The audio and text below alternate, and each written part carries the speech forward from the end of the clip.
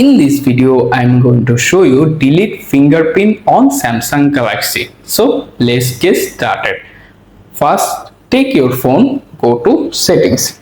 Once you are in the main settings, scroll down slowly. You can see the lock screen and EOD option. Tap on it. From the pop-up page at the very top, you can see skin lock and biometrics option. Click on it. Then verify to draw your current pattern lock or give your password.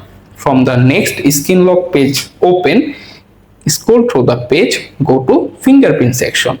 Here you can see all of the saved fingerprint listed there.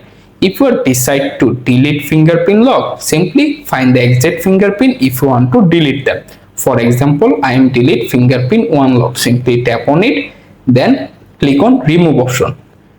Confirm by tapping the remove option again. And you have successfully deleted fingerprint lock on your phone. To check it work, simply lock your phone, then try to unlock using your fingerprint. But this time it's not be work. That means you have successfully done. Thanks for watching. Goodbye.